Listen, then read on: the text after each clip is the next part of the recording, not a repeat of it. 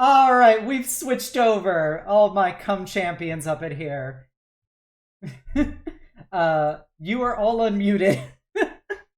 Welcome everyone to the grand finale of Eberron, Ashes of the Last War, where we're going to go over the epilogues of all of the characters of this campaign, as well as many of the major NPCs. After 64 sessions and a year and a half of gameplay, we're finally here at the very end. So Yulia will be hopping in later, but we're going to start off with doing the final round the table introductions before I do a brief session recap and we hop right into the action. So first up, we have your girl, Ilya. Oh, sorry, I Lily. didn't have you unmuted. I was not unmuted. Hello, everyone. Joke's on you. We are not unmuted. Now you are. Let's take a step back. But no, hello, everyone. My name is Lily, and I am so bittersweetly happy to be here to do this final Ashes session. I know we're all ready to. I know I'm at least ready to cry. Super, super excited to kind of truly send off these characters in a nice and really, I mean, it's wholesome, you know. It's gonna be a happy ending after all the trauma. So excited to kind of go through all that with you guys. So yeah. Thank you, Lily. It'll be a true test to see if you guys cry more in this than the previous session. um, but next up, we have, I gotta say this for the final time, the horniest tiefling MILF that this party could ever hope for. Euphoria, emphasis on the cocks. Oh, I can't believe it's the last time I'm ever gonna hear that intro. But hello, everyone. I am Meris. I play Lady Euphoria Cox. Everyone, hot pink tiefling MILF. And I just, if you'll permit me to just be sappy for a hot second, I just want to thank you, Obs, for letting me be a part of this incredible campaign. I have had so much fun. It's been such a delight playing with y'all. And thank you to, everybody who watches, Twitch chat, all of our crazy, sad, queer shenanigans. I appreciate all of you. Thanks for being a part of this journey with us. Thank you so much, Maris. It means a lot to me to hear you say that. And for everyone who does watch this, you have a special place in my heart. Anytime somebody on YouTube makes a comment on one of the videos about what happened, I become for a brief period of time, and I love it. So go watch the show if you haven't already. It's weird for you to come in at the very end, but next up we have your pal Malral. It's all about getting the spoilers early. Hi, I'm Litro, also playing Malral. I'm currently on 3.5 hours of sleep after a full 12-hour day's work and 3 bottles of Coca-Cola keeping me awake. Let's do this! Leroy Malral. Thank you, Litro. And then, last but never least, it's Shawnee. It's your birthday. It's your girl. It is not her birthday. It is the ending of all that we know it. It's Shawnee having the billing above her sister for once. I'm looking down at her. Hi, it's Shawnee, played by me, Sif. You know me, knight that does art and play games, and yeah. I'm so happy to have had this journey with all of you. I don't know how I will spend my Mondays this day forward. Thank you, Sif. Yes, and without further ado, we do the brief session recap. Our heroes confronted High Marshal Jarek Widowmaker Vrain aboard the enormous Peacemaker weapon of mass destruction as it was activating to go unleash its reign of terror on the world.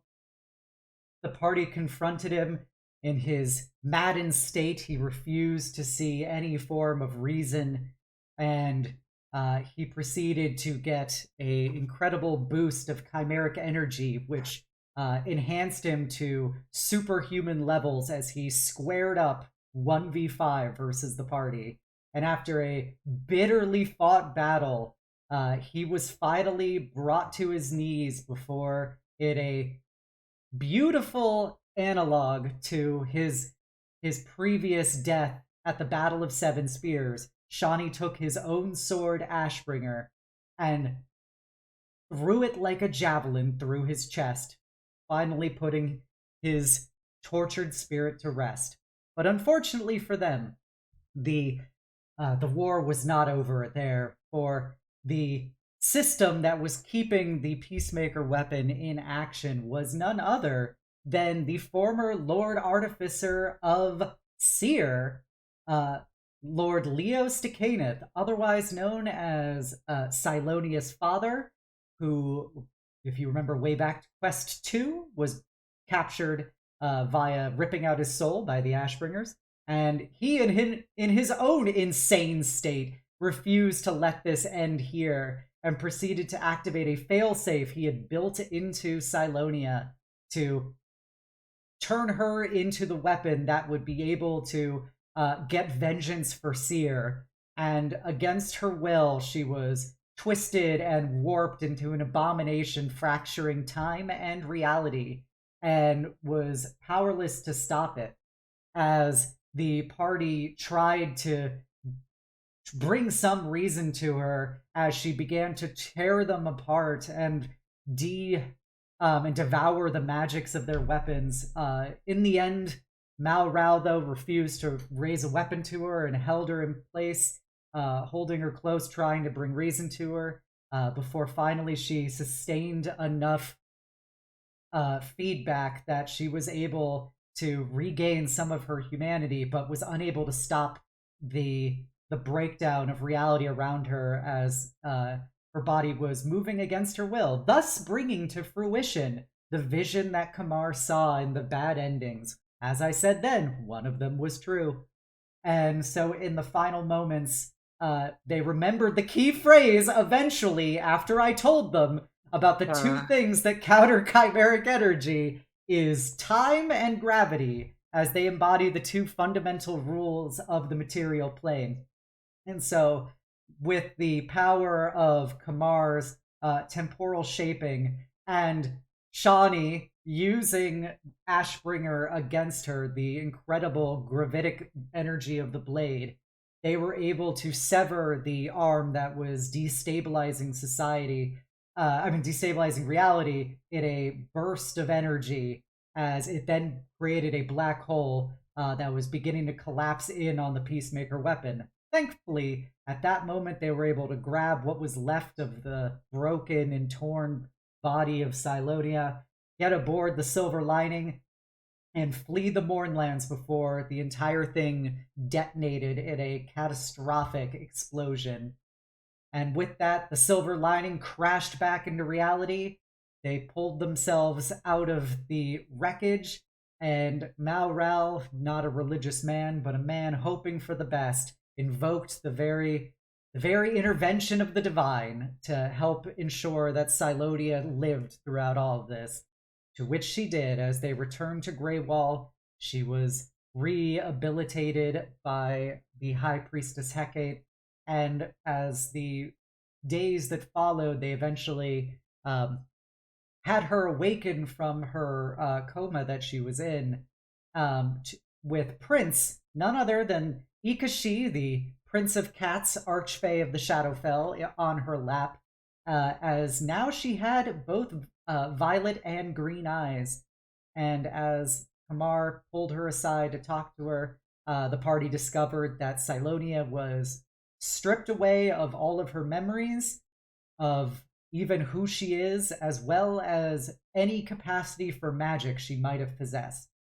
And so, while Kamar talks to Silonia, that will be addressed later, the party wanted to talk to Prince about what exactly he did to Silonia in those moments.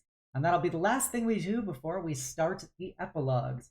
So we will jump back into the action with all of you are in the Temple of the Dark Six, walking away with your little kitty.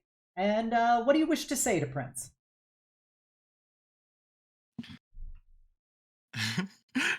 You gonna Yeah. I think we should let him explain himself. Like Shawnee is holding him up right now, Is like this the yeah? pizza topping. Just Just holding put him by me the arms. merely point at him and say, is this one of the deals with the Raven Queen, or Tet, you need to be straight with us.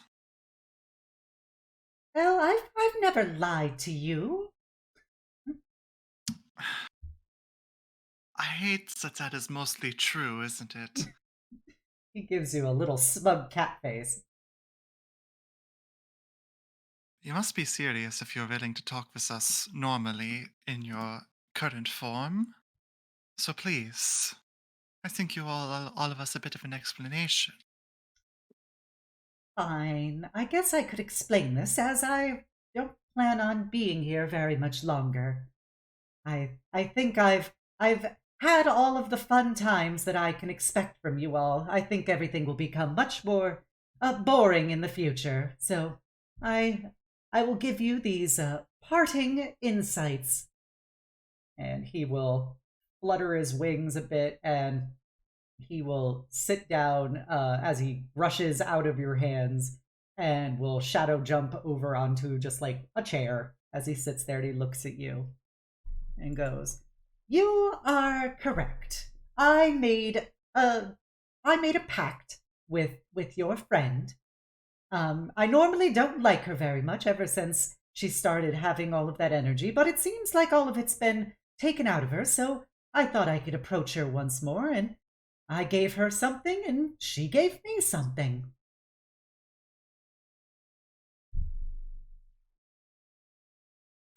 Which was?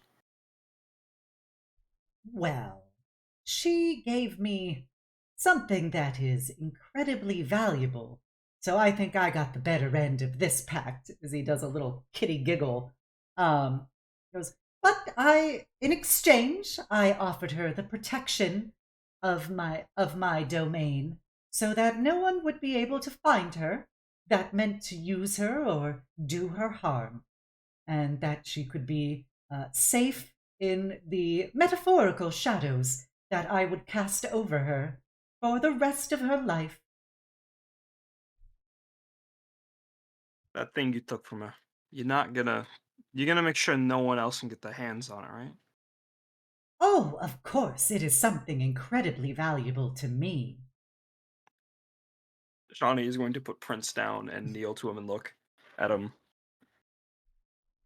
In the kitchen, Lily's drawer, 2 jars down, and then stand back up. Oh, this is more important than catnip. But I know that you all have so many questions, but I feel in a giving mood because despite some of you having bad attitude, and frankly will be remembered for the rest of time, as Prince side-eyes Malral. Shawnee, how could you betray me? I told them no more catnip, and you told them what the stash was. Others of you have been very loyal servants this whole time, as he gives a little kitty, smiling blink over at Euphoria. We had an intervention, Prince. Do you need help? So I'm going to give you a little bit of insight. Now, I know you all wonder why we have such a fixation with you. And unlike demons or devils, we don't really need your souls for anything. We don't treat you like currency in that way. Rather, we like the fact that you are just so very flawed and imperfect. See, I could make 1,000 swords the exact same way every time, every day for the rest of eternity. But you, despite your best efforts, never could. You would always do something different. You'd breathe differently, apply pressure slightly off, your feelings perhaps drifting your mind aside. And that is just so delicious to us. So, I had Silonia give me something that is truly a once-in-a-mortal-lifetime gift. She gave me a smile of genuine thanks to a being she didn't understand in a deal she didn't understand for a future that she now possesses. Oh, it just makes me so happy thinking about it all over again. And that it'll be mine and only mine. He gives you a big smile. You know what, Prince, after everything, you've earned it. In some way, shape, or form. Think you'll find a new group of adventurers to fuck around with after a while? I'll keep my eyes open. Eventually there has to be somebody even more disaster-prone than you all. Even if that doesn't change yet, though. Like, if you don't find somebody else, if you do get bored over there, feel free to visit whenever. Hopefully you'll still be alive by then. Either way, I'm surprised that this is not something that would go up to the Raven Queen, but I do think that we can trust you more so than her, so... And Ilya kind of scans through the rest of the party and says, well, thank you for giving her this opportunity. He kind of shrugs and goes, who am I to say after so much and so long that not even one of you deserve at least some moment of happiness, no matter how fleeting it may be?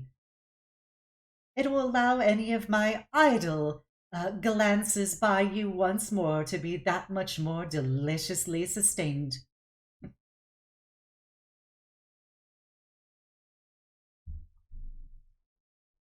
So, back to the Shadowfell with Susan? After one little stop, he smiles and he will walk over to Euphoria and just kind of nuzzle purr against her leg. She'll reach down and give him some head scritches and say, Prince, before you go, could I ask you for a final favor? Oh, you want to make a deal? Huh. Nothing so dramatic. Just a simple act of goodwill on your part. Could you, on your way back, could you tell Juby that I'm coming?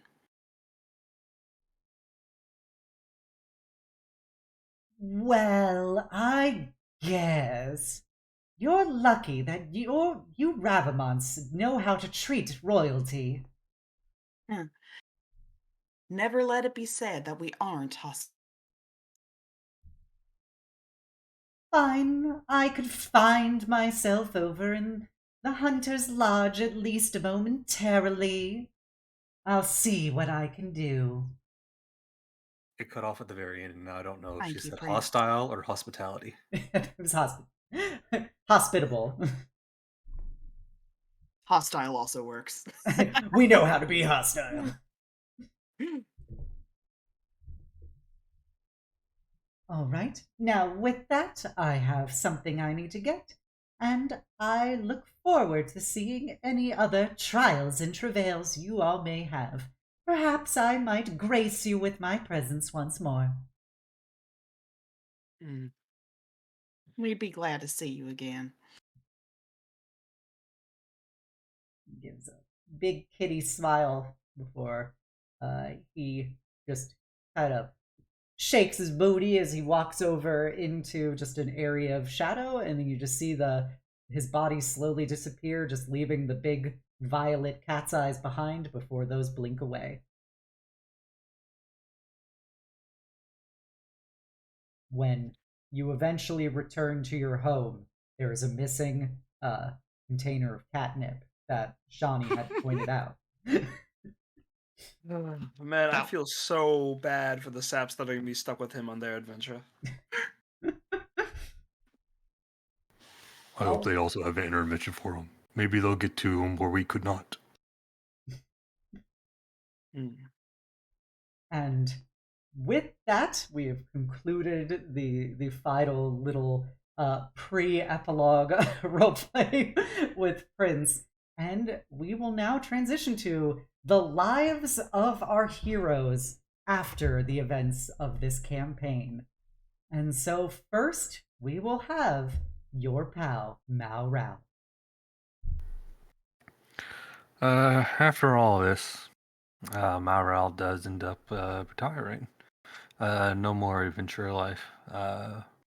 But still plenty of other work to do. He retires to the Goblin Village that they visited before, home village of Kai Shin, and he goes and makes a certain goblin barkeeper very, very happy, Charloon.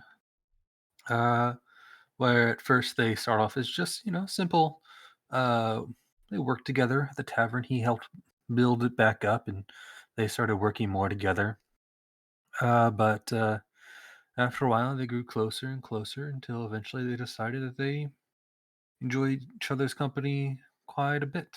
Um, or eventually they did marry.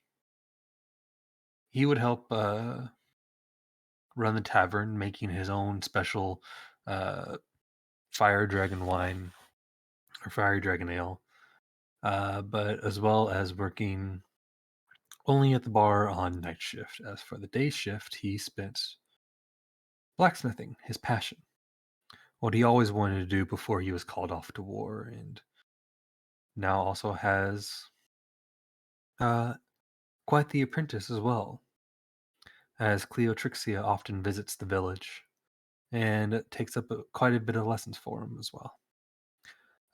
She has grown to be like a daughter to Malral, and he treats her just as such. Going over and probably teaching her is one of the highlights of any of his days. Seeing her further in craft, and just seeing her smile always makes him happy. Uh, Charloon is also starting to show a prominent bump in the belly as well. Uh, Malral, gets pretty old. He was already pretty old during the adventure. Afterwards, you can already start to see some gray in some of his more red scales along his muzzle. But as it starts to like exit out on the scene, he's enjoying just being around people he loves and taking care of others. You can see the Goblin Village. He has still helped to not only repair but enhance as well. Many of the buildings now mostly made of large stone or even metal. He has continued to work and expand it, not only just for the village itself, but for the community. So it is a safe place for all of them to live happily ever after. Oh, and with that, do we come to the end of Malral's tale? Mm-hmm. Malral, I think, dies very happily in his late 60s in his bed. Because Dragonborn don't live that long, especially ones who went to war. They could. But thank you, Litro and Malral. We will now move on to what happens to Euphoria Cox. All right. Well, after the events that transpired, she made good of her word to Prince that she was going to seek Juby out, and with Ilya's help, she finds her way back to the Feywild, where she challenges Juby for her title of Houndmaster. And the fight, the duel, if you will, is surprisingly brief. The two clash, a genuine heart in each of their motions and thrusts, parries, but Jubilee realizes just a smidge too late that she was not fighting her mother at all, but the Echo, and one successful blink of an eye teleportation later, Euphoria successfully lands a near fatal hit on Jubilee, aiming in her shoulder just above her heart, and asks her to surrender. She knows that a blow like this won't bring down an archfey, but she hopes it's enough to convince Jubilee to surrender.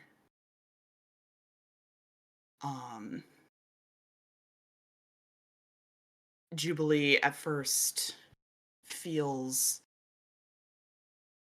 distraught over the loss, that she was so easily bested by her mother,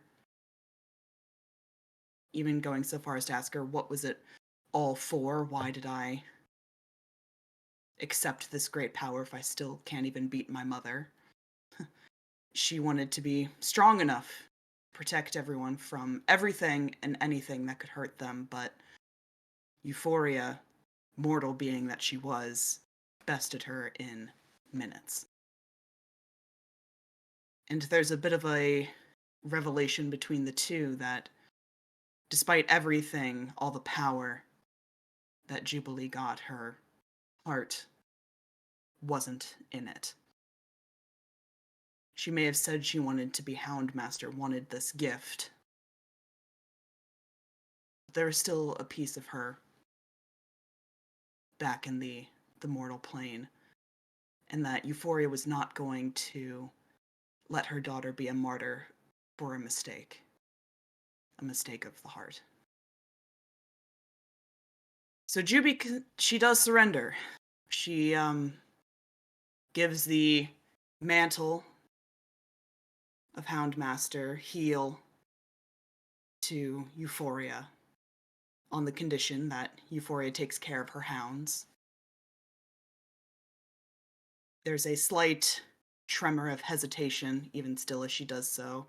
You can tell that a part of her will always miss feeling powerful, but Euphoria pulls her into a hug, gives her forehead a kiss, tells her just how much she loves her, and tells her not to be a stranger, to come visit her whenever she is ready to do so.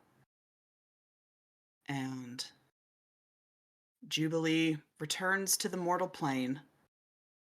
Euphoria remains the new Houndmaster, the Knight of Oberon, where she lives, hunts, thrives for years, decades, centuries, who's to say? But her door is always open to her friends and her family. And I'm sure Lily will touch on this in her epilogue, but Ilya will remain with her as well through the course of their lives together.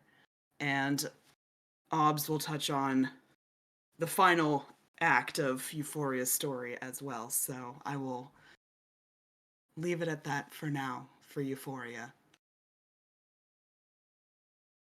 And thank you. And now I believe you get the unique privilege of having a secondary chat by courtesy of your previous character, Jubilee Baneshield Ravamon. Yes, so after everything, acquiring great power, losing it, being humbled by Euphoria, but knowing it was out of love, Juby comes to terms with the fact that she needs to start over. And she seeks out one person in particular to try to perhaps find closure but hopefully not the end. And she seeks out Shawnee. She quickly finds out that Shawnee is on the move quite frequently, going from bopping around from gig to gig. But she eventually tracks her down, finds her in Sharn on a certain park bench that they visited all those long months ago. And she'll approach Shawnee and sit next to her and offer a very awkward greeting. All right, first off, I have to fix the PNG. Give me a second. As you approach Shawnee, she's simply enjoying herself in the shade, strumming a guitar, practicing some lyrics to a new beat. What a thing of beauty. Oh. Took you long enough. Yeah. You've been busy. Well, when when I don't have to travel beating myself up anymore, it's been pretty nice. Got a lot of free time. Rallies, gigs, activism, if you can call certain hijinks that. Hmm. You gonna sit down or what? This bench is pretty fucking wide. Yeah, yeah. She'll take a seat and just sit quietly for a moment and wait. I'm back.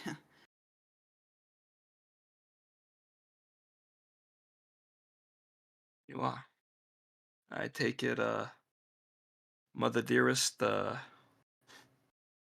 you and her, work things out? She'll kind of touch her shoulder. Yeah, you could say that. Yeah, I mean, kind of figured after a certain point once I stopped seeing Euphoria for a while, but, sorry I couldn't wait for you. Even after everything we've been through, it can't all be sunshine and kisses, yeah? No, I guess not. Well, Juby, you finally got me. Assuming you want to say something, yeah? Shawnee, I had a lot of time to think in the wild hunt, and I wanted to say, I wanted to tell you that I'm so, so sorry for everything. I mean, you trusted me, and I let you down. I hurt you.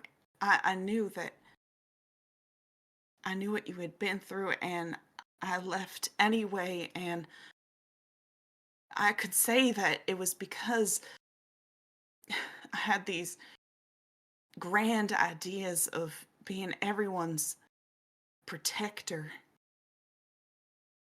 your protector, but in truth, I just ran. I was so scared of messing up. I messed up with Kairos. I messed up with pain. I couldn't mess up. Not with you. I thought it'd be easier if I just left before I just made a mess of everything all over again. But I never stopped thinking about you, Shawnee. I couldn't. I was probably the worst Houndmaster Oberon had to endure because of it.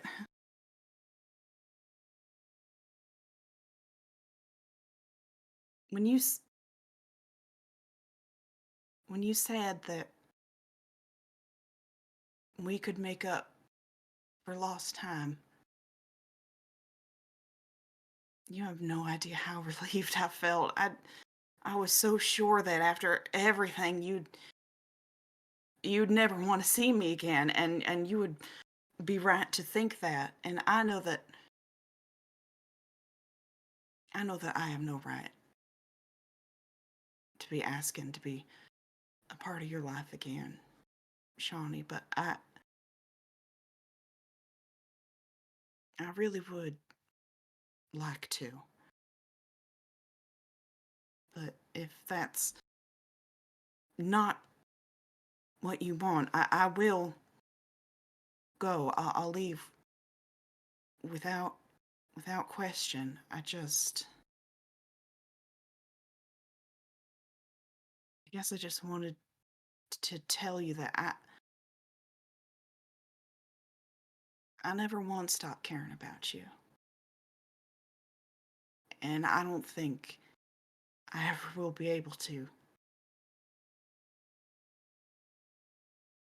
You're really something special, Shawnee.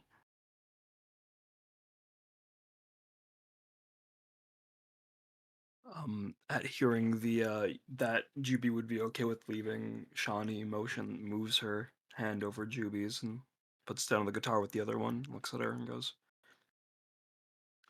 "You don't have to be sorry for thinking you were doing the right thing, and you for sure don't have to be sorry for thinking what was best for you. But just tell me this with your own words, even though I'm sure it's true anyways. You're sorry you weren't there for all the hard times everyone had to go through. You're sorry you weren't there with us for those times, and you're sorry we weren't there for the hard times for you, right?" Yeah.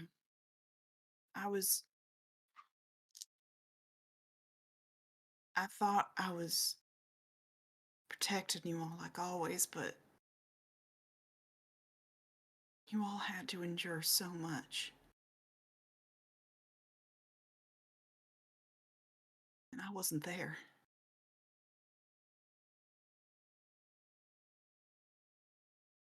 I'll, tell you what. You know I'm famous now. And will only continue to grow so. And the one problem that my management from the desk have not addressed is protection. Usually I'm enough to get by, but, well, I need a bodyguard, and I think given the gap in your resume, you could use some work, yeah? Juby visibly tears up and gives a big, noticeably less sharp smile now. Just, I mean,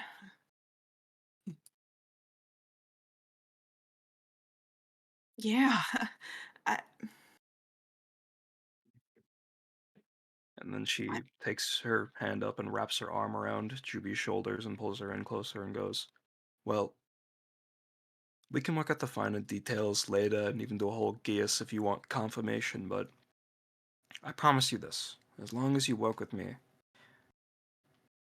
as long as you're around for every future hard thing I have to go through, I'll be there for any changes, challenges, and obstacles you have to face of your own, okay?" okay.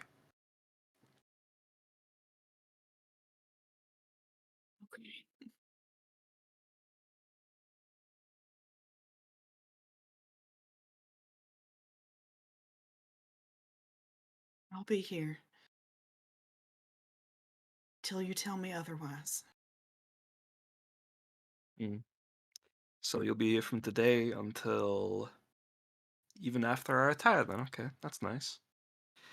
I'm on a little bit Forever of if a you break want. right now. Sorry, go ahead. Forever if you want. Hmm. Having you protect me in gigs all the way to when I'm nice and retired, where I will be here in the shade, and you'll bring me cool drinks at regular intervals. when, when did I go from your guard to your cabana boy? Hey, my general well-being counts. Fine, you'll be old and retired, and I'll be old and hobbling with the tray to make sure you're well hydrated. Please, like I said, I promise you to. I'll hobble for you any way you need me to. And Shawnee's gonna pick up her guitar again and, with newfound inspiration, continue working on this one song she's been stuck on. What a thing of beauty, and da-da. Just go off like that.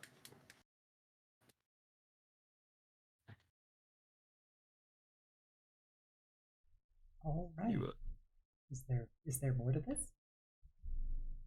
I don't know, Meris? You got anything else? There is not, except that she is now contractually obligated to stay with the girl she's been crushing on. Ooh.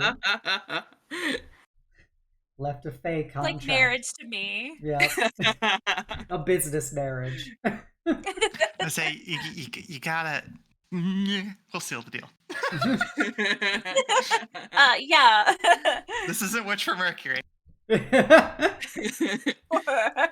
And they were best friends, roommates even, co-workers. Yes, historians would say they were the best of friends. It's purely business, Shawnee says on an interview as she's actively sitting in Juby's lap. All right, then. I believe with that, you wrapped up everything, Meris? I have. All right, that concludes Euphoria and Jubilee. So next up, our lovely Yulia is now here. We are going to do a brief talk between Kamar and Silonia before we go into Kamar's epilogue. So previously, Kamar was leading Silonia's wheelchair, just kind of out and about, I think, just to get some fresh air. Is there anything you wish to say now? First, she's a little lost for words, just kind of taking in the moment, taking in the scenery. But she'll eventually stop and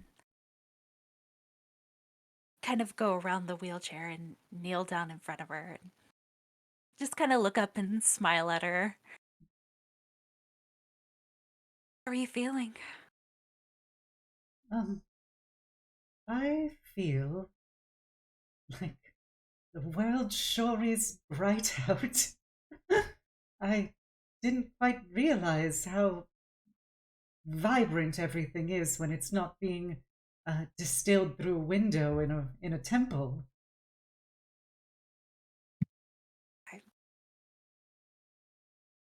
I'm glad that you're seeing things in a new light. It's really nice to see this side of you. I know you don't remember much, but this is the Silonia that I've always remembered.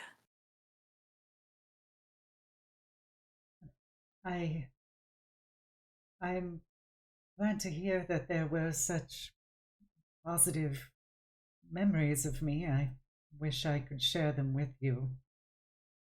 I do feel strange being called Silonia. It feels like it's somebody else's name.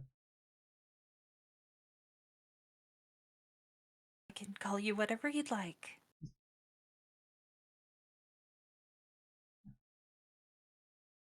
Kind of looks wistfully into the distance.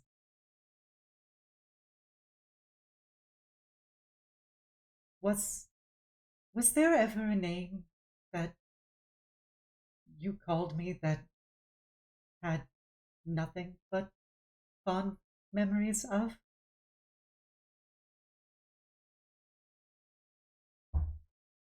Call you Sylvana. Kind of blinks a couple times, and you notice that, like, seemingly without her realizing it, tears have started going down her cheeks.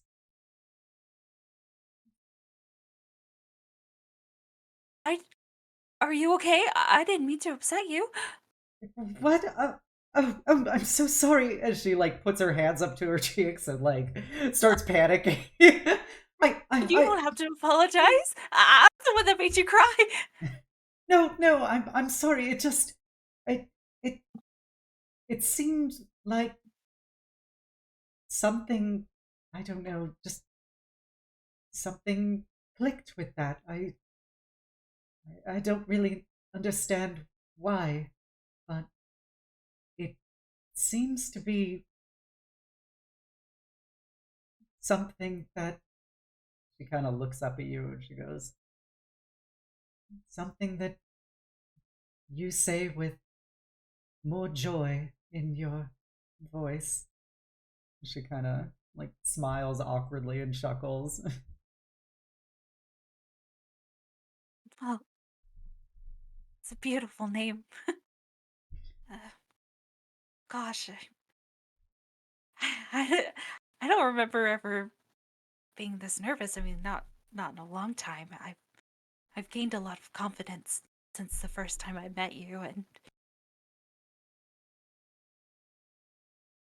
I don't know. It's nice to be at a loss of words when I'm with you. Well, I don't know what you were like before, but to me you seem like somebody with lots of confidence. You seem like a really kind person who, well, you care about this girl who doesn't remember anything about you, and I feel like I want to get to know you better, or I guess all over again. I'd I'd really like that if you'd let me. I would like to spend more time with you.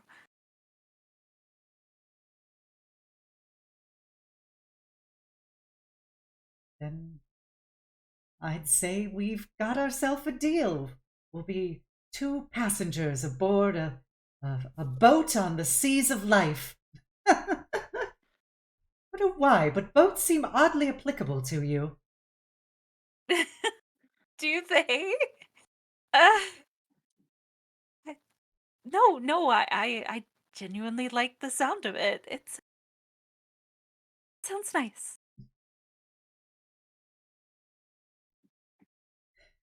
And she kind of giggles and stuff. And you think this is the first time you've heard now Sylvana genuinely laugh in literal months of your time with her.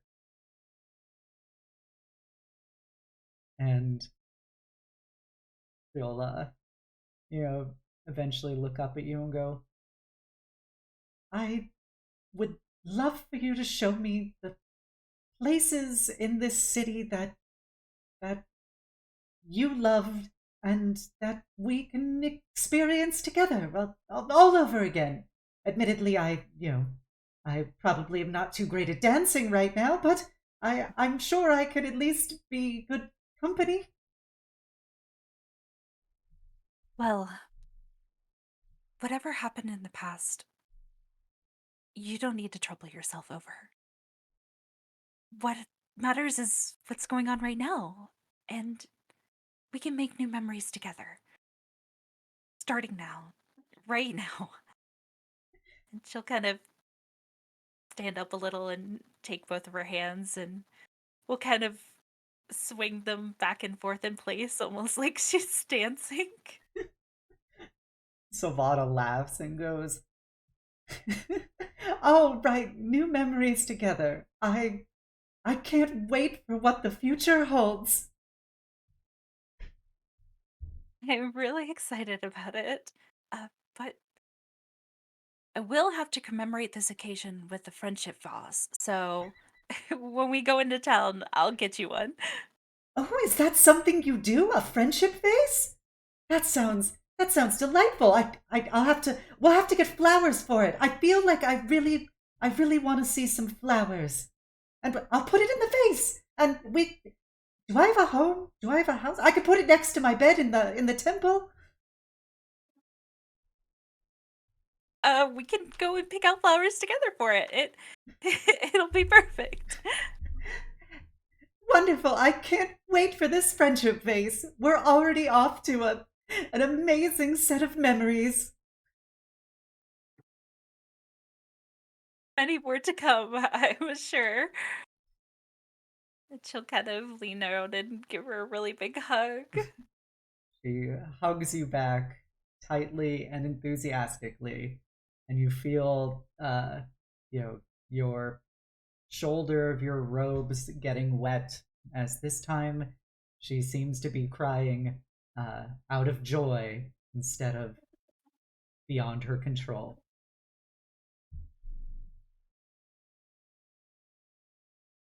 Is there anything else you would like to say to Sylvana? Think that kind of wraps it up over there. They'll probably just spend the rest of the day spending time with each other and making new memories. Wonderful. And so now with that, if you would like to do the Kamar epilogue, what happens to Kamar in the days and years that follow? And I believe you also have a talk with Shani. I don't know if you want to do that first or after. Yeah, I think I'll do the thing with Shawnee first. Okay. So now engage your cat sister. Cat sister, let's go. All right. So we agreed that they would be meeting in Sharn, correct? Yeah, in front of a very special location. Of course. So I guess it would be a couple years past A that good they chunk of would. time has definitely passed by. So reconstruction of Sharn is at a good, steady pace. Things are a little bit different. Not used to seeing the new sites, the newer buildings popping up, so going along the lower part of Sharn and kind of pointing out the differences, like, oh, that shop is new, or I don't think that was there before, and eventually they reach the spot that they visited many, many times. It's a little bit different now, but finally stops at their dad's workshop. Gives a Or- little bit of a sigh. It's not really Dad's workshop anymore now, though, yeah? No, it's not. I think it's a bakery, is it? Yeah, when I was waiting for you, I got, like, she pulls out a paper bag and it's, like, a bunch of different pastries, and she's also holding 2 cups of coffee. You wanna go sit on that bench across the street from it? Oh, yeah, I'd love to. Mm-hmm.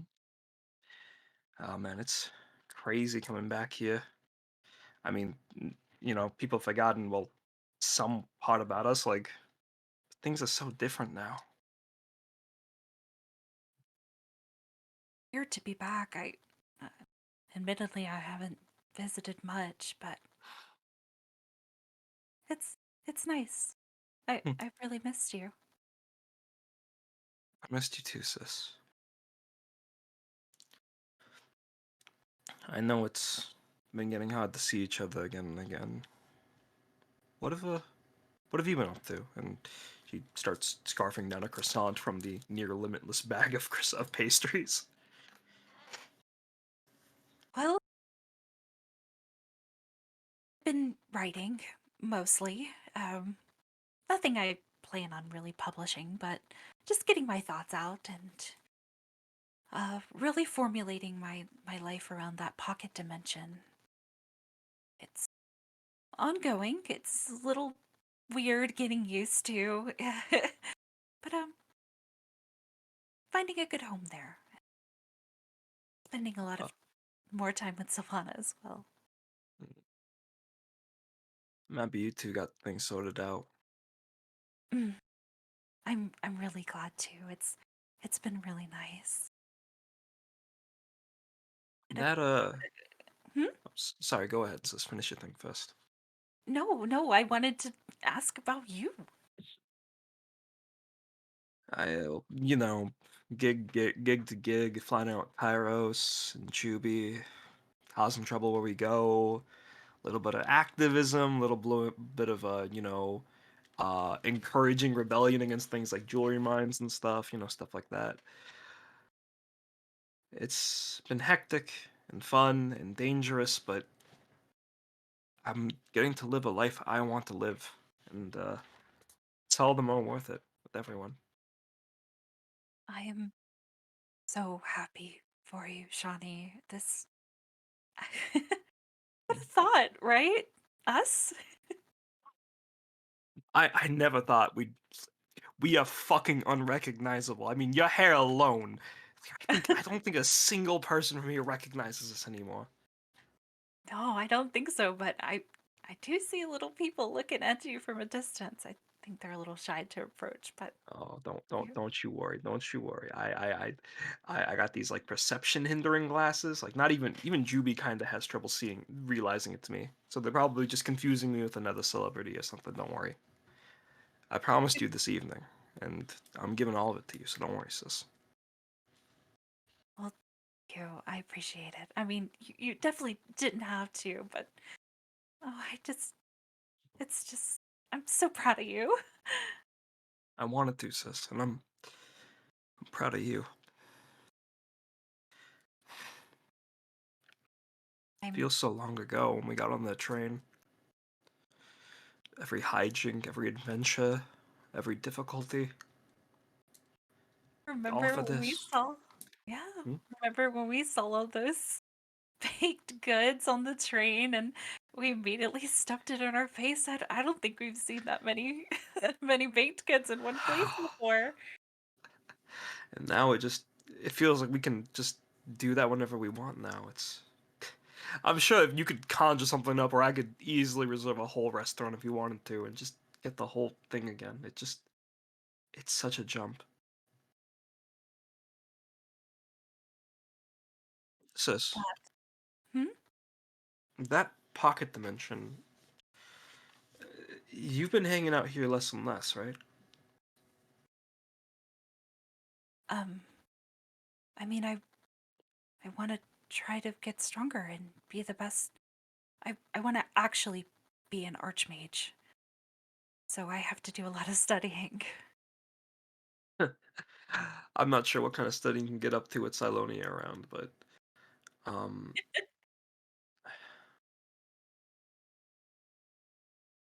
you can keep a secret, right? Uh, of course I can. At least to my grave. I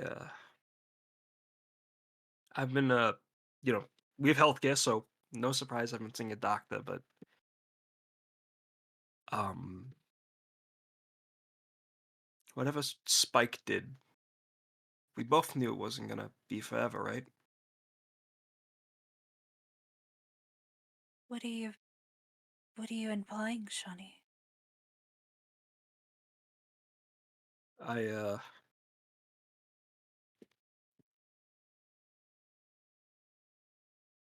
I don't got forever. I mean, I kind of got that after a while. I thought I'd have a longer life, but yeah, no, the doctors told me that if I keep living the way I do, at the very least you want to see grandma, Shawnee, maybe. I don't know. But Listen, the reason why Juby's in here, the reason I haven't told anyone else is because the moment I mention this to anyone, they're gonna want me to stop. But Spike gave me this life to live it how I wanted to live. And while I'm sure he'd understand if I wanted to live longer, if I wanted to be immortal, I probably could, but I want to do so much with this life. I'm not gonna let a little less of it scare me. So I'm telling you this in case something happens, but I want to do one last gig. I've been working on pulling some strings. I've been doing a whole lot, and I want to do what Larissa did. You remember the Barty Awards? I do, yes. We all felt that. We all felt how she felt. How she felt. I I realized if I wanted whatever I did to last as long as I did, to last as long as possible, I'd need to get my feelings into people like that. So I'm gonna try my hardest to play on the biggest stage possible. And Shawnee just points up. She just points up at the fucking sky. It, and I'm going to let loose with everything I am. But I'm telling you this so I can hold myself accountable. I promise you, I will save time for you and Juby and everyone else at the end of it. I think I've earned that much.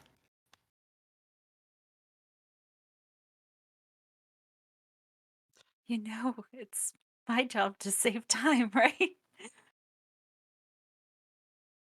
Yeah, so I know whatever time I've got left over, you'll help me make the most of it.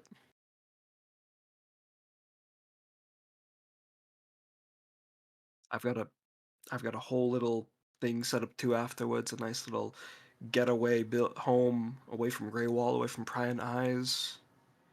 Lovely scenic views, a wonderful lake, plenty of room for Juby, me, Kairos, anyone else who wanted to visit, and everything I need so that if and when it does happen, I'll be at peace.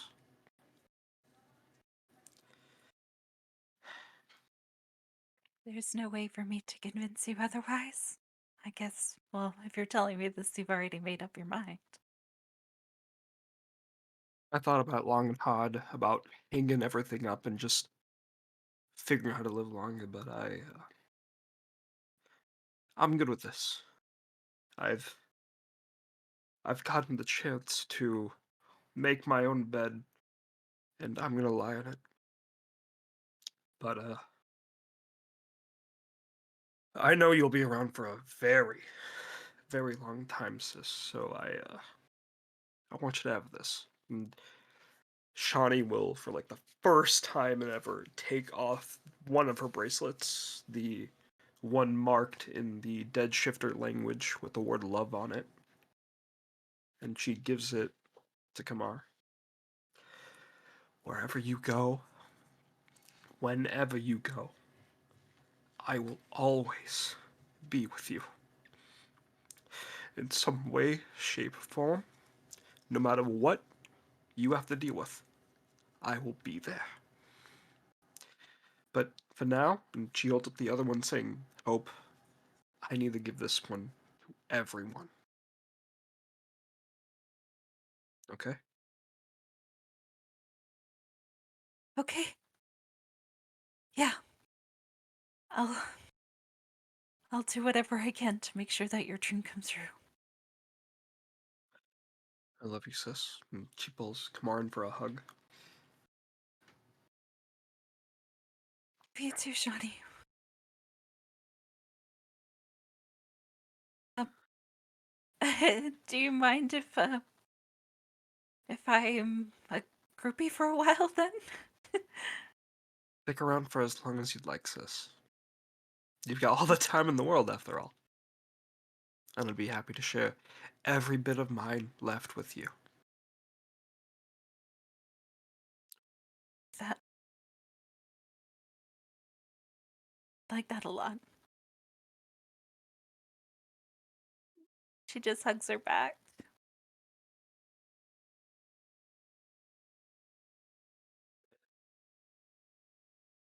And don't feel bad about the bracelet either. I'm certain I'll have plenty of things to give Juby and Pyros that'll last longer than time itself, like you, okay?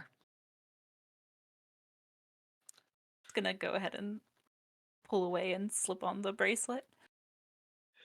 You feel it sort of like pulsate a little bit. Whatever's been powering it besides the Kyber crystal, it's definitely some piece of shoddy and some piece of spike forever at your side.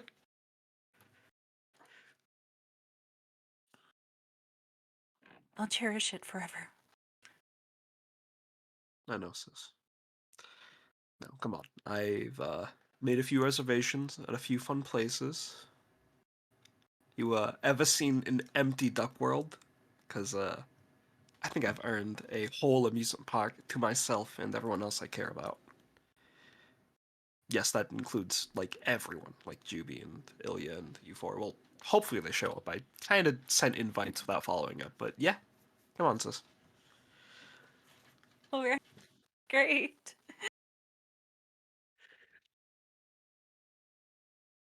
Go and take her hand and follow her along.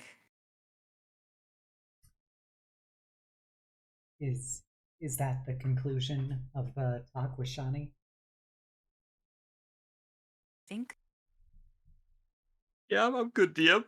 I got that off. Sif crying. All right. Yulia, how goes the rest of whatever time period you want to assign for Kamar? Years, Sure. decades, whatever. So it's probably an in between. A long duration. So she'll occasionally kind of go back to Sharn and the university. Not so much like as a student anymore, but for like the occasional seminar, or, if they want a part of her knowledge that she's willing to share. So she's sort of become not so much a mascot, but more of like an entity of the university, a being that just kind of constantly goes in and out, and this sort of immortal being that has graced her presence at the university. So kind of like a folk legend almost, but she does spend most of her time within that pocket realm with her other selves, usually in just watching and observing other and different realities, all while practicing her magic. And eventually, years down the line, she does become a real and true archmage of time. um, but in between that, she'll also be continuing writing her novels and doing a bit of journeying on her own, along with, occasionally Sylvana if she wants to join. She's not a published author or anything like that, but she does use aliases for the one book that she does end up publishing. It's not popular by any means, but, just a little cult following about a story about a famous singer and her pursuit of happiness and love, her hardships and her flirtatious mannerisms, and her grandiose adventures along with her dog named Spike. Aww. And she did. So she just continues to live out her life, just making sure the realms and the realities are all right, and kind of keeping to herself for the most part, and trying to pursue her own meaning of love and family and friendship.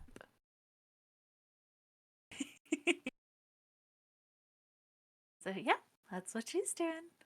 All right, and thus ends Kamar's story. Next, we have Sif and Shawnee. We've gotten a lot of Shawnee content over other people's, but now we come to the final Shawnee. All right, what can I say? What can I say? It's a Shawnee W, Shawnee sweep. All right, now let me. All right, so I need chat and everyone here to use their imagination as a as a screen, generic magic screen, comes live. Who was Shawnee? Where is Shawnee? I guess you could say, where is she now? After performing one of the most historically famous or infamous events, depending on your point of view, leading to her emotions and music to be heard worldwide, scientists even theorize, possibly throughout other planes, she disappeared from public view in the blink of an eye.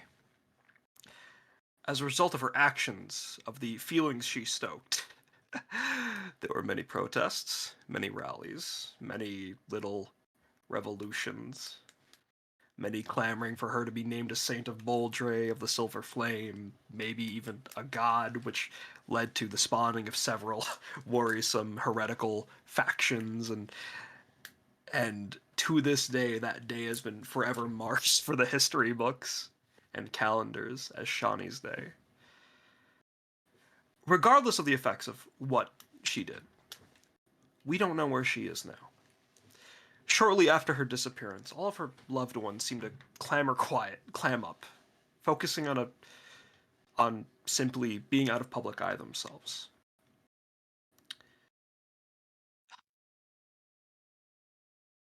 And people theorize that maybe she isn't dead.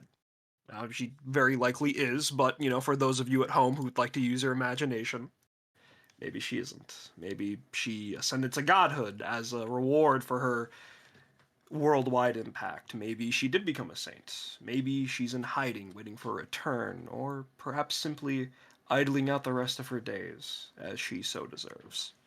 Regardless, if you would like to have your own story, to write your own take on Shawnee's ending, you'll certainly need good information.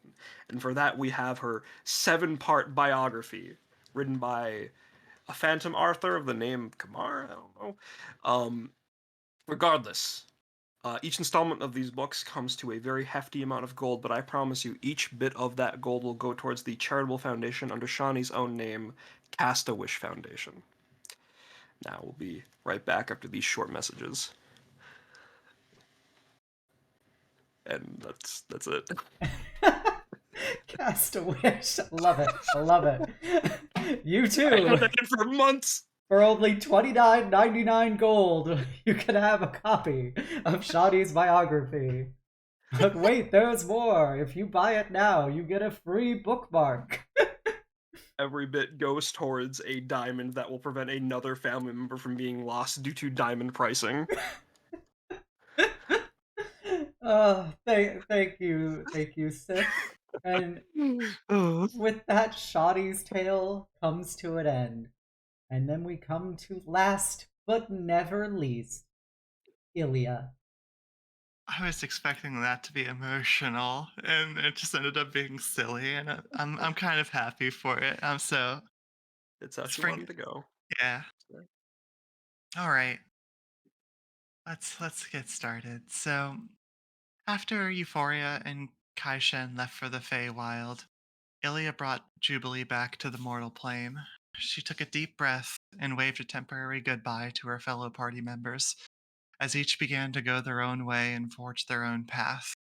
She offered for any of the group to spend some time with her as she researched interplanar anchors and where all the phase spires were locked onto Corvair. Some did and helped her make the journey more comfortable. Snow in the Fae of Shaelora Lindir began to spread out to every corner of Corvair and gathered everyone with word of the ability to finally return home to the Feywild. Some scoffed at her and said it couldn't be done. Some happily came along and made their home of Shaelora Lindir, and more were recruited to the cause. Ilia took the time every single night to cast sendings to the different party members. She had a day set aside for every single one of them. Monday for Shawnee, Tuesday for Juby, Wednesday for Kamar, Thursday for Malral, Friday for Euphoria and Kaishen, Saturday for Sylvana, and Sunday for Asharin and Larissa. She would tell them of her escapades, the people she met, and the places she traveled back to that they had visited during their adventure. Oftentimes, they would ask for her to convey messages to each other so that they always had a way to keep in contact, so that they were never truly, completely apart. She spent a week a year visiting the Feywild and invited any other party members to come along if they were willing. They spent time with Kaishen and Euphoria. Ilya herself basked in the warmth of their touch and the calm of their presence, and they were happy days with friends all around. After 10 years of research and gathering, she finally had all the pieces she needed. She reached out to all of her fellow party members and requested for them to come to Greywall so she could take them to Shaylor Lindir, gathering at the statue of Spike. And so, kind of just like role playing of like everybody is gathering that wants to be there, of course. But Illy will just say, well, thank you all for coming. Just been 10 years, hasn't it? Since we were last all together, at least. By the way, feel free to roleplay. Sorry, I need to add that note. Thank you so much for inviting us. It's really good to see you again. I'm old. Where's my coffee?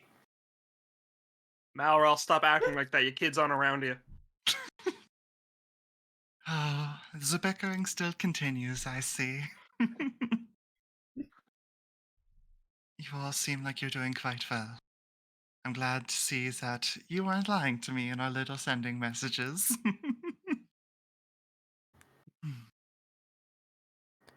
Back in my day, we smoked at 5 years old. Oh my god, Malral. Alright, this joke's getting boring. Listen, Ilya, I'm happy to see you. It's been so long. We'd be here no matter what. Even if it meant interrupting a date or something. She like eyes Juby and then looks back at Ilya. Did I interrupt something? No, this is important. This counts. Juby, I trust you more than her. What? No. This is Ellie. We're really happy to be here. Truly, this is. You've been working on this for so long. Look, this is still a date, and then Shawnee just like kisses Juby on the cheek while holding her hand. Ilya just welling up a little bit of tears says, there's plenty of time for that. I suppose I should get us to where we're going. And she'll kind of draw a quick like rune with her staff, create a teleportation circle, and as she does so, every person there suddenly feels themselves kind of shift as a massive amount of ground is covered. And what you see as you come through is something different than you could have ever imagined. What started out as 30 survivors and orphans in Shea Laura Lindier slowly grew. Uh, 50, 100, 200, 500, 1,000, 2,000, all the way up to 5,000 Fae. Fertile lands after the fire began to be filled with the Fae. They tilled the soil and made a new, albeit temporary, home, and the town flourished. Vibrant Fae flowers and colors covered the scenery. Fae families frolicked, finally being able to feel at peace with themselves among people like themselves. Say, well, this is my home. Well, on the mortal realm at least. I don't think I ever got to show any of you it. Does this home come with baby pictures? Follow-up question. Do you mind showing us your baby pictures? I unfortunately don't think any baby pictures were taken when I was in the Feywild. Cameras and such, crystals and such weren't exactly commonplace there. So Oh. I must apologize that there's no baby pictures. That's okay, Ma. We can just take plenty more of you right here, right now. And Shawnee whips out the camera. She's been hiding to quickly snap a surprise shot of Ilya with like the house behind her. Where did you get that? I have my sources. I need She, new hobbies now that I'm not, a world famous idol anymore. she stole it from the paparazzi. Huh? Mm. Do you Those remember? fuckers. Oh, sorry, go ahead. So do you remember back in Sean when we first fought in the arena and I yelled at the press there? I'm glad to see that we're still keeping on that spirit. What they get for infringing on a nice private homestead life where I just want to take pictures of flowers and make out with my wife. And you look so happy, the both of you. All of you, really. Hmm. Hmm. Indeed. I think it is time for me to get started with the ceremony.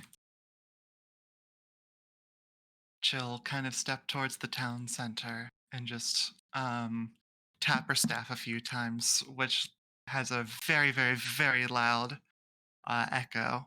And as she does, you see all the different Fae families just kind of slowly start to circle and engross or encircle the entire area of the town center. And she speaks up. Everyone, today is a momentous day. I'm happy to say that after today, we will finally be able to all return home together. I want to make sure to introduce you all to my good friends and companions. And I know you all heard me talk enough about them when we first met, but they are the ones that truly made this possible. I love them all with all of my heart, and without them, this never would have been possible. They gave me the strength to carry on and to find myself again, and to strive to make as many people as possible live in happiness. And she'll kind of point or gesture her hand to my beloved Rose Gold. You know you have my love, my heart, and my soul. Please, come visit whenever you want. The gate will remain open for all time, protected by a barrier of our own design. All you must do is speak these words to the barrier. My love is like a rose. My heart is of gold, and my soul is always for you.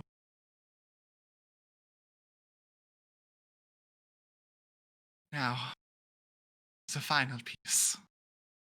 The anchor to the Feywild is that is strong enough to make the link last.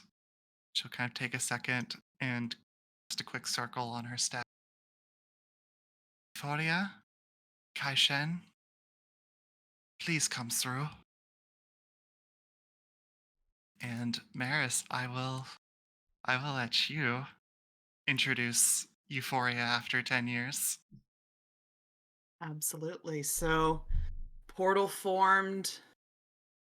Out steps a familiar silhouette. Our favorite hot pink tiefling MILF. Shrouded in the dark celestial cape of the Houndmaster, her wings folded behind her back. Joined with Kaishen at her side. And on her hip, there is a small pink toddler. She'll look at Ilya, cross through the portal with zero hesitation, and pull her close for a big ol' smooch and a little forehead nuzzle. And look to the group. Rose Gold. So good to see you all again. Thank you for coming.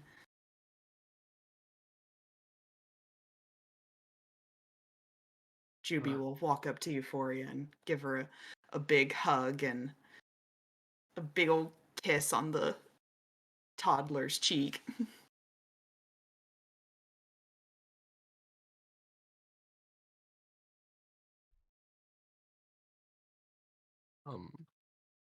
Are we get to RP2 or Yeah. Please do. okay. Shawnee is going to sheepishly walk up to Euphoria after seeing her forever, since it's been forever. Hey Ma. Just remember when way back when I said I wanted to be like the most famous and attractive person in the world, and you expressed being afraid of what I'd become. Did I grow into the type of woman you could be proud of? Oh, Shawnee, you have exceeded every possible expectation I could ever have. You Ani's made immediately going to like just jump hug Euphoria. Like Oh, be careful, Vasleti. Kaishen my mom. will take the toddler out of the way. Do you have her? Yeah. Yes, I have. I am holding them close. I will ensure that this moment can continue with minimal intervention as he plays with the child. Shawnee's just holding tight before eventually just like lowering her legs back down to the ground and letting go.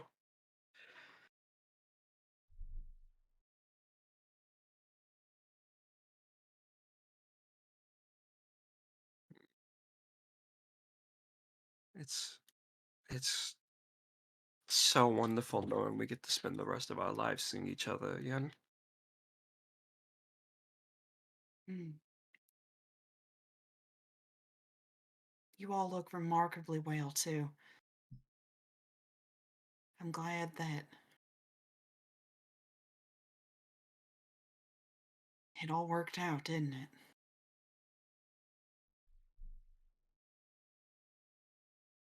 I think so. Everyone here living their lives in peace and happiness. It's what I know we were all hoping for.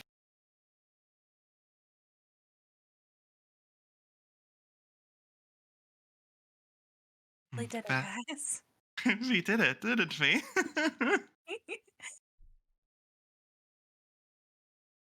I think I shouldn't keep everyone waiting any longer. Zafé here, are a bit restless, you know. Yes, yeah, go on. Do Um, your ceremony. okay. I will take care of it. All right. Please, I need everybody other than Euphoria to give us some space. And she'll gesture for everybody to back up and kind of keep backing up past like 50 feet. Oh, fuck. That's like two turns. It's like, no, a bit further than that. Trust me, it's it's a big one. You And hear Kaishen say, "You are doing great." and you're doing Supported by- great, Vasleti. Thank you very much. They will be a magnificent warrior. Do not worry. This will be their first encounter with your arcana. Shall be plenty more opportunities. As she does so, Ilya will plant the staff that she had created from the tree her mother planted, and the gems that Dilgren had gifted to her for their marriage. As she does so, multicolored magic coalesces into a swirl. Out from the staff comes intricate runes written in Sylvan. They spiral out for 50 feet, writing a detailed spell. As Euphoria steps forward towards Ilya, the green and blue magic of the wild hunt begins to join the spiral of the magic.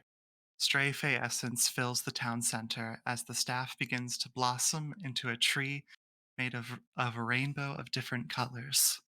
The tree continues to expand until it is a large oak. On the leaves, you can find a mixture of many different flowers, and at the center, a carving of a door. After 10 minutes of concentrating, the spell is complete. Ilia takes a deep breath and grabs Euphoria's hands as she turns the knob and opens the door. On the other side, she sees the Feywild, revealing that the magic has worked.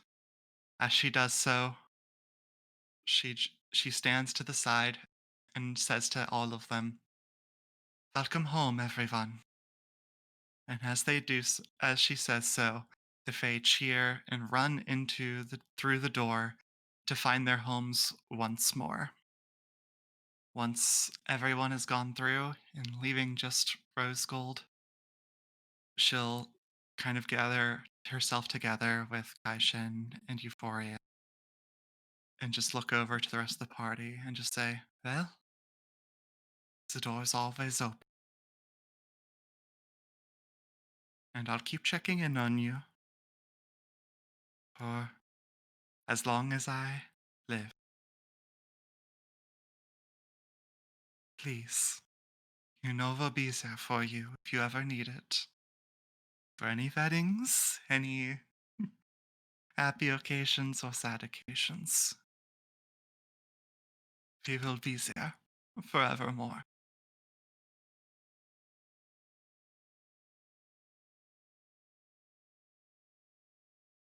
And the three of them kind of take a second. I will offer anybody to say their last words before they step through.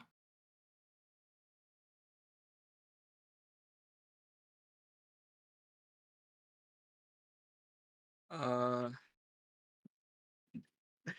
wonder if we'll see Prince, and Shawnee just steps right there. Oh. Like mid-sentence cuts out. She wasn't ready for it. Congratulations, Ilia. Congratulations, Mom.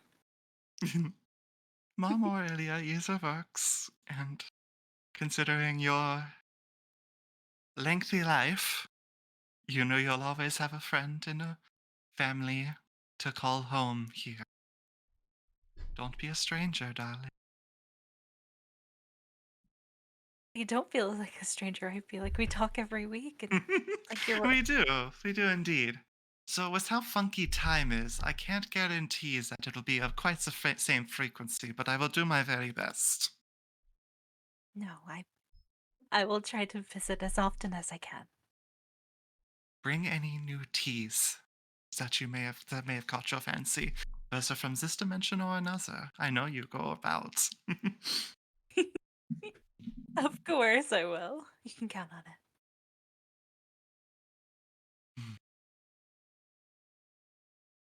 And she'll step on through.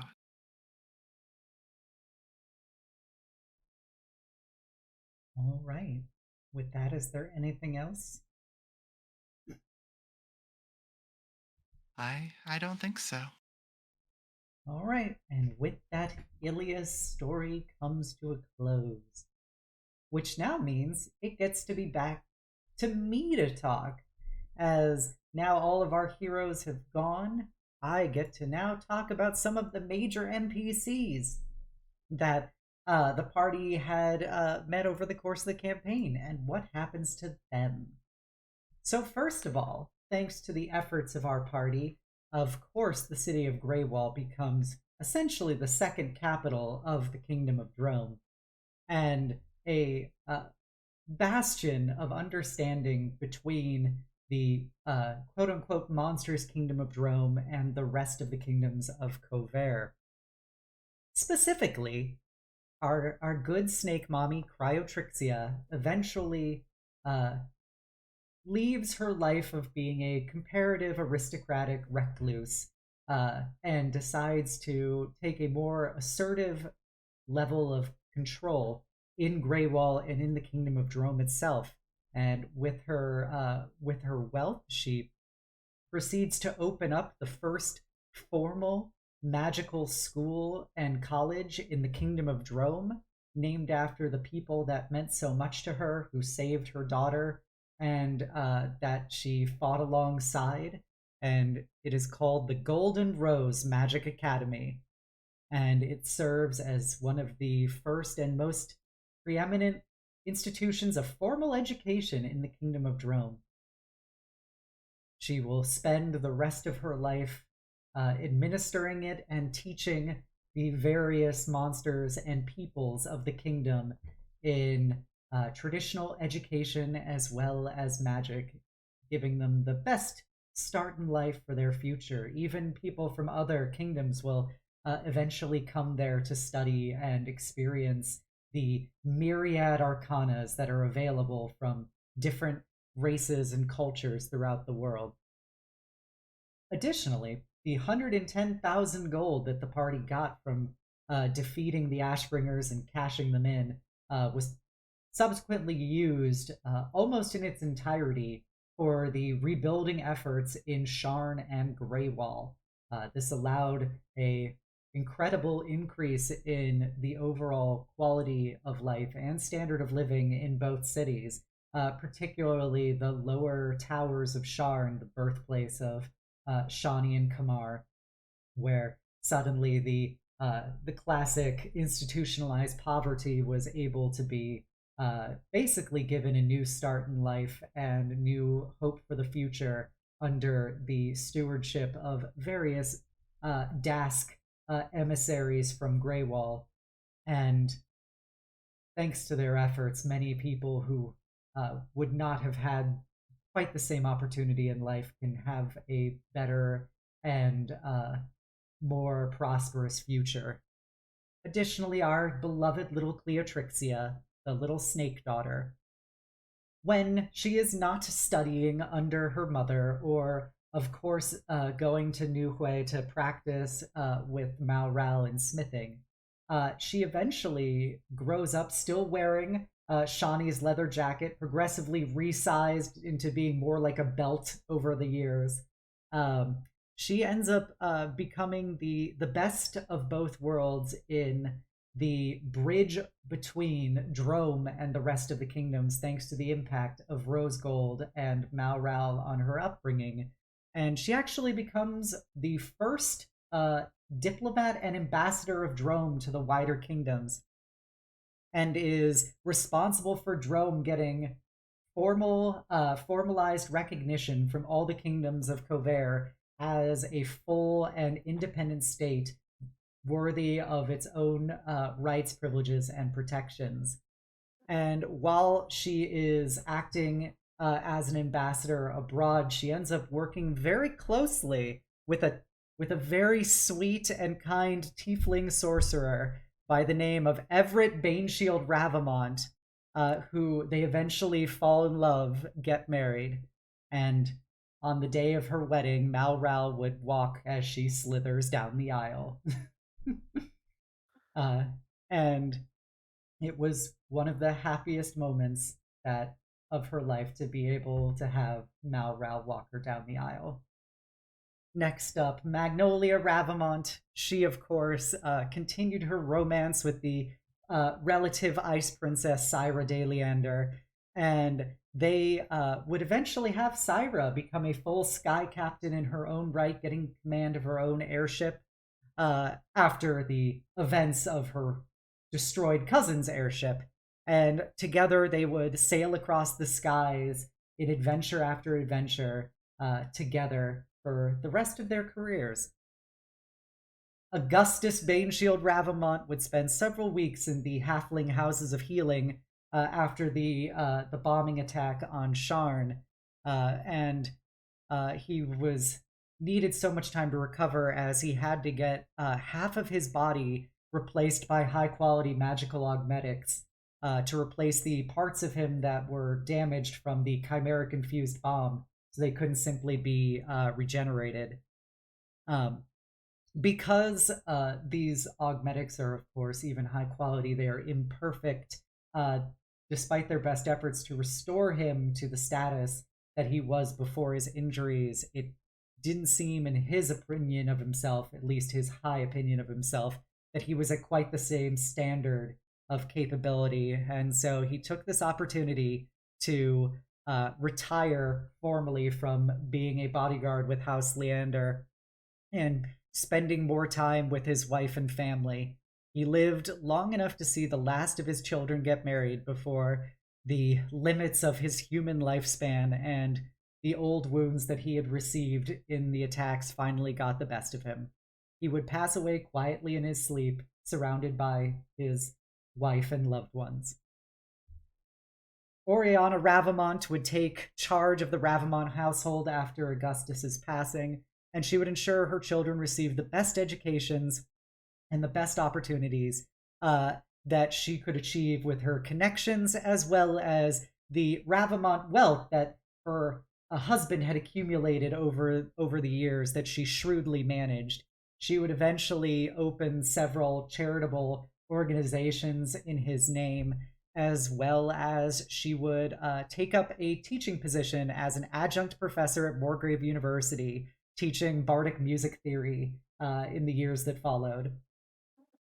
Esmeralda and Kalina Lever would expand the charity work of the Carnathi Eternal Veterans Association throughout the other kingdoms of Kovere as really the first non-religious, non-megacorp, international, non-governmental organization, where they would be heavily involved in providing charity work, disaster relief, and rebuilding efforts to people who were the victims of conflict.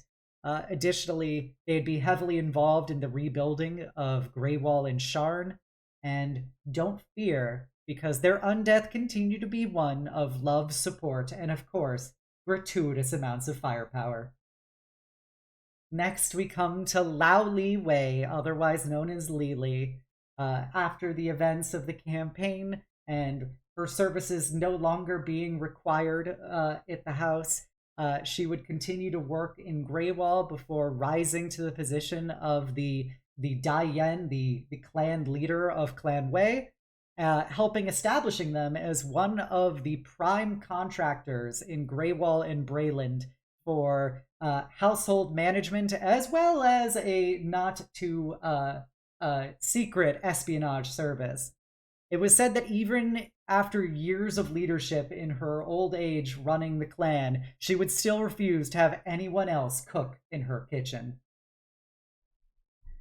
Next up, Acorn, Ilya's brother, would continue wandering the material plane for many decades after his sister returned to the Feywilds. He enjoyed times of peace and new experiences across nearly all the continents of Eberron, before one day he would simply return to the Feywilds without a word said, and established himself telling stories of his tales to Queen Mab as one of her chief minstrels. After losing the silver lining, House Leander finally had enough with Kairos de Leander and stripped him of his title of Sky Captain.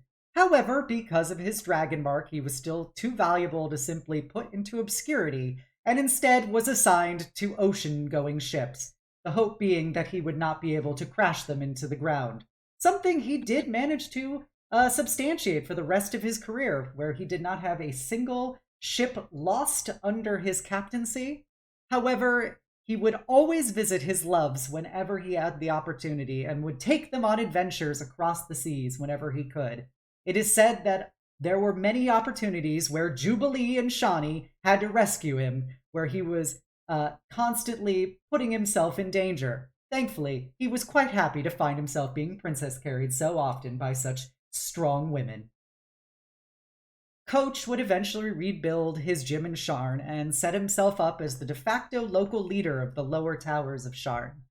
He would mentor kids and give them safe and healthy outlets, as well as keeping the Dask emissaries in line in the city. However, while he was doing that, Kamar's professor would return to teaching at Morgrave once it was finally repaired after the bomb destroyed it. She would eventually have the eye she lost, saving Coach and the children replaced with a magical augmetic, to which her students said only added to the terror it inspired in them when they failed their assignments. Coach and the professor would never marry, but they would live out the next several centuries together in a open secret relationship that they somehow felt the need to continue maintaining even when everyone was aware of it. Eventually, the professor's long life exceeded that of Coach's, and after Coach's passing, no longer having a reason to stay in Sharn, she would eventually take up a teaching position at Arcanix, teaching chronothurgy for the rest of her days. She would also check in with her favorite pupil, Kamar, and see how she was continuing to ignore her advice. Eventually, Paint, everyone's favorite changeling, would take over the stewardship of the orphanage in Greywall, his family continuing to amply fund it in secret. This orphanage would be named the Rei Nin Yen Memorial Home for Lost Embers and would become one of the foremost facilities in Drome for taking in those who had lost their parents and giving them the life, love, and caretaking that the founders of it always wanted in their own lives. Additionally, following the events of the Mournlands, Larissa would continue to wander the lands, going on adventures and singing songs, occasionally dragging Asharin along with her so that they could experience some fun and childlike joy in their life. Despite her better judgment, in honor of all she did, Cryotrixia would eventually, reluctantly, offer Larissa a position as a professor of bardic studies at the Golden Rose Magic Academy, which Larissa accepted, and even sometimes actually showed up for whenever she was in town again. Asharin would return to Thrain one more time, where they would formally resign from the Templar Errant of the Silver Flame, before returning to Greywall and starting up their own little restaurant called the Guiding Light Cafe. It was said it served the best grilled cheese sandwiches in the entire city. When not working or adventuring with Larissa, they would volunteer at the orphanage, helping the children grow up happy and safe in the life that they had always wished they had had for themselves. After a century in the Fey Wilds, Kai Shen would eventually return to New Wei, where he retired, spending the rest of his life teaching combat and art to generations. Long into the final decades of his life, when he was well into his 80s, as he was lying on his deathbed, he was eventually approached one day by a mysterious pink tiefling woman with a cloak of stars, a tall blue eladrin, and a young tiefling with antlers. If you would like to do a little RP, Meris? I absolutely would. So, Euphoria. Euphoria and Ilya, you find yourselves in a very modest, goblinoid room surrounded with lots of calligraphy tapestries on the walls recounting stories of presumably dozens of people you guys never have heard of or met, but for whatever reason you can immediately detect Kai Shen's very distinctive art style amongst them, as he is a far cry from the Dilf he once was, as he is an aged man lying on his bed as he somewhat weakly turns to look up at you.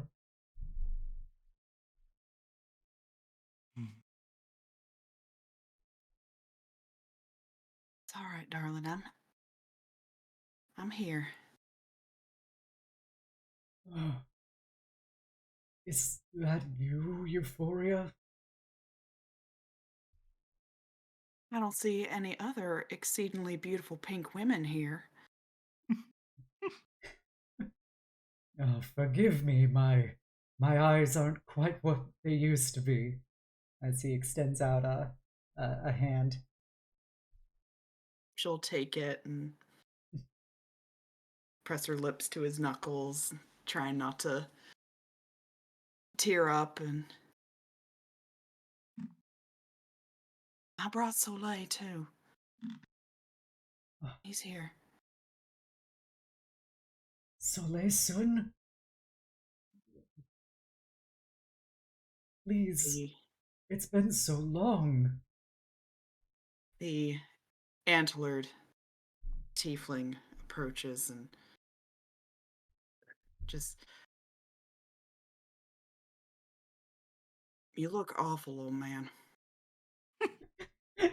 Your guy Shed lets out this kind of like hacking laugh as he starts coughing afterwards and goes, I see that your mothers have continued to fail to instill discipline in my absence. No, that's not exactly true. Yeah, He just mom tries. has a bit of a sassy side. You know, we all have it.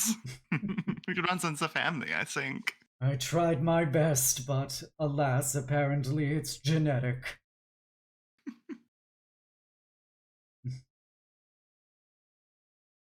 Dad, you're gonna pull through though, right?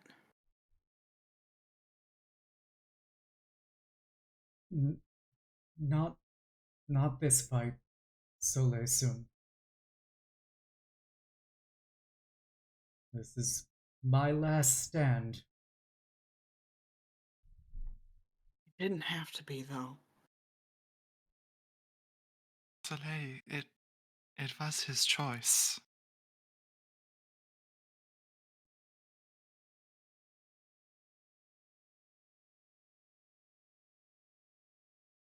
I'm sorry I wasn't able to spend more time with you. But I had to leave someday. I never wanted to live forever. It didn't have to be forever. It just...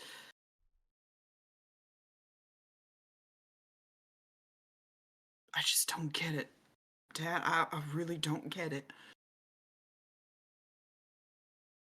I told you our beliefs.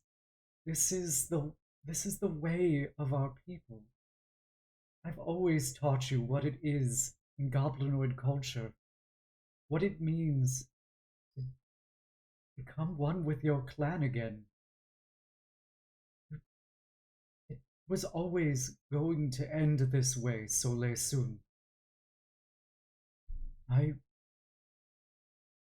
just pushed it off for as long as I could.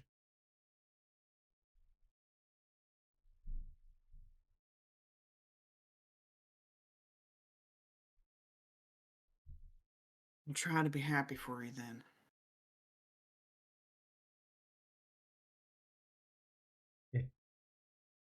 I would not have asked for this any other way than to have you all here. You honor me with this.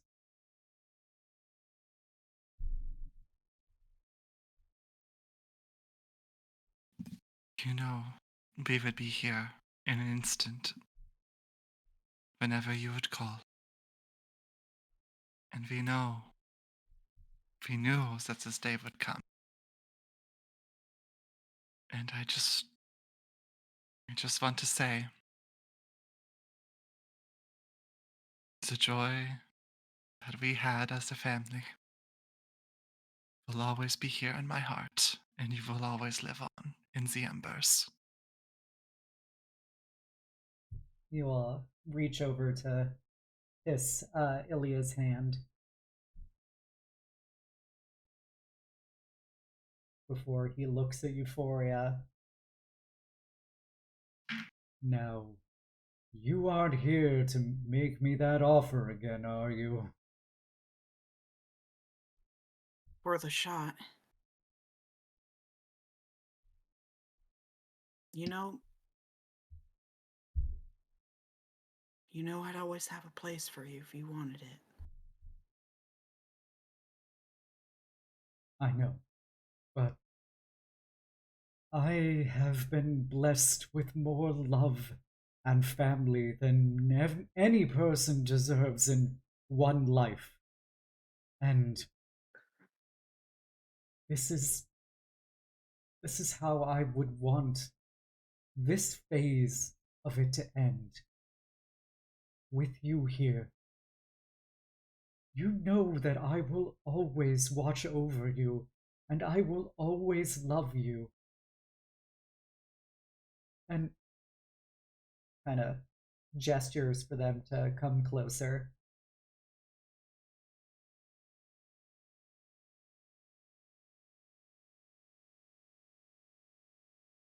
I I will be waiting for the day that I'm able to see you again. And the time comes, and you eventually pass the mantle on. I will be waiting with bated breath to hold you once more.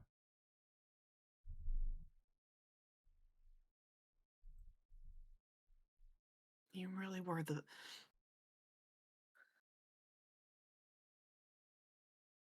best of men.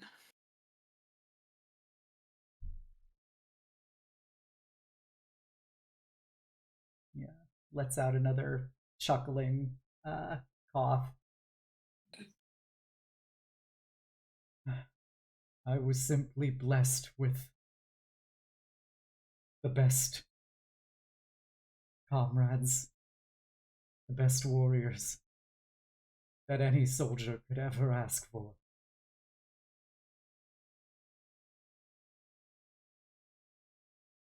He turns to look at Soleil.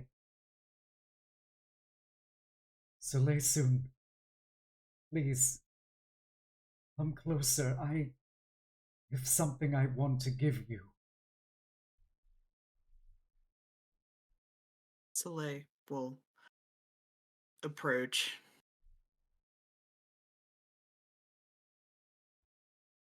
What is it? What is it, Dad?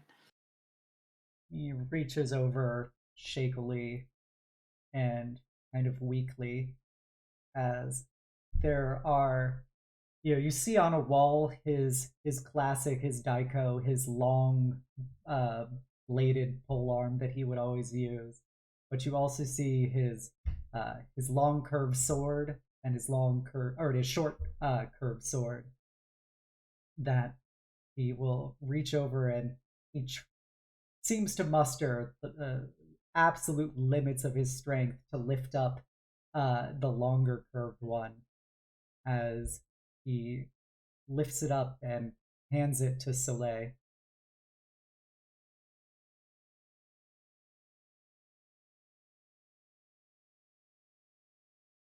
This is half of my Rodai,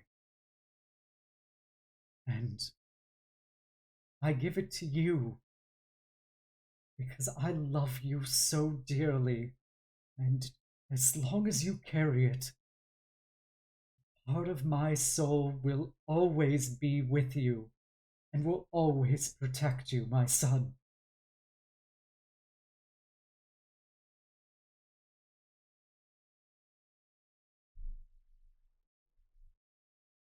I will.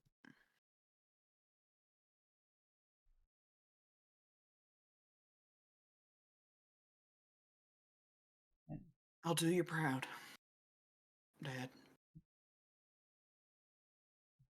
He puts his hand over Soleil holding the sword and just goes, "You always have."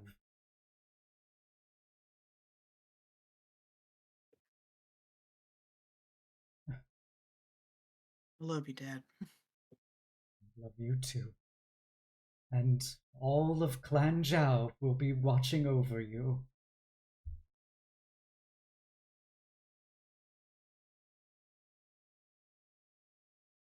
He kind of slumps back into his bed and goes, "Well,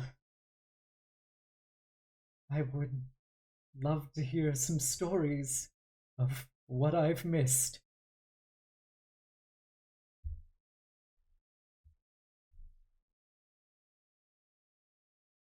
And with that, will Euphoria and Ilia just talk to Kaishan about the stuff that's been going on in the Feywilds and with Soleil for the last, several decades?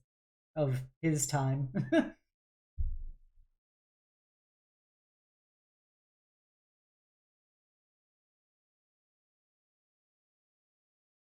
going to assume that's a yes.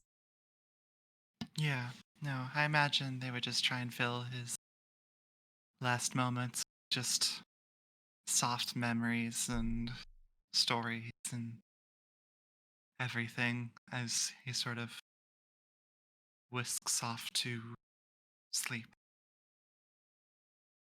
And you're not sure when. God, I'm crying. You're not sure when in the stories you tell him, when he finally just kind of fades away because he has a hard time keeping his eyes open during it, and then eventually you just see him, his chest stop, and he's the next thing you know, he's just lying there smiling as he passes on.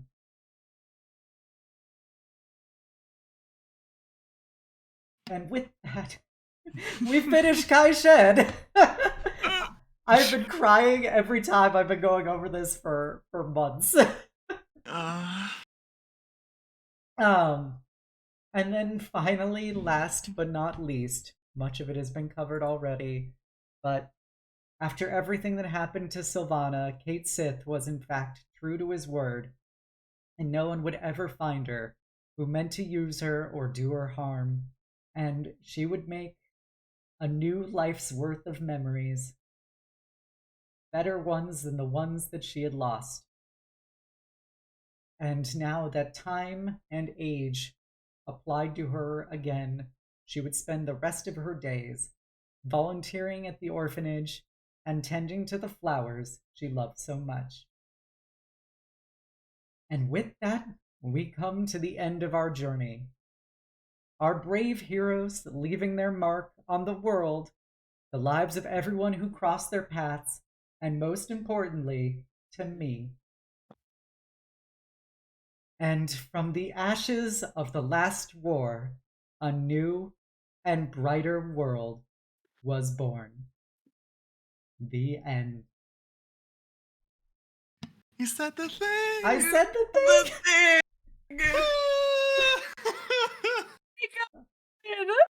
Thank you, everybody, for coming along with us for this journey over the last year and a half. I hope that you have enjoyed this story as much as I have, and I am so thankful that I've been able to play and run this game and work collaboratively on this story with all of these wonderful people for so long. And I now have a surprise for everybody that a certain artist provided me for this exact moment that I was forbidden to reveal until right now. So, in theory, everybody should be able to hear this and see this as I'm about to do it. So. Okay, everyone, on the count of 3. 1, 2, 3. Bye!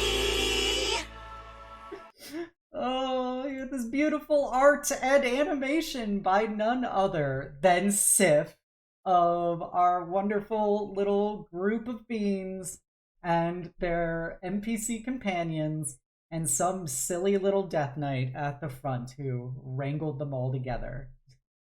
Oh, it's so cute! Oh my gosh!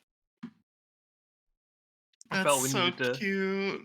I felt we needed to end it on one last big bye. Oh. Oh. Back in my day, we said bye. All right. And with all of that being said, we have truly come to the end. Thank you, everybody, for watching. We are now going to end Ashes of the Last War. Go find somebody to raid. If you haven't done so already, please go send your love to all of these amazing players. Please go follow them, support them, and I hope that you enjoy them nearly as much as I have. Do you already have someone in mind to raid? I do not have somebody specifically in mind to raid. Would you mind a suggestion, or do you want to Sure. pick Whatever you my suggest. friend Lycus? I'll put their Twitch in the Discord. Okay. They recently came back from a little bit of a hiatus with personal stuff, so they're doing a big group art thing too. Ooh, spicy. You can kick down their door and draw on their canvas. It's great. All right, let me get this name right. Oh shit. If somebody could please refund Corey. Actually, no. I'll do Corey. Sorry, Sif. No, that's cool. That's cool. I also like Rashira, and I know her. Mhm. She's a good bean. All right. Raid has been created. If you're a follower, please copy down the call to hugs. If you're a sub, please copy down the Knight's message. As we go to send Rashira, a very cute little ice doggo, and a very beautiful artist. Lots of love. Have a great night, everybody, and the sweetest of dreams. Thank you for watching. And once more, everyone, bye! Bye. Bye.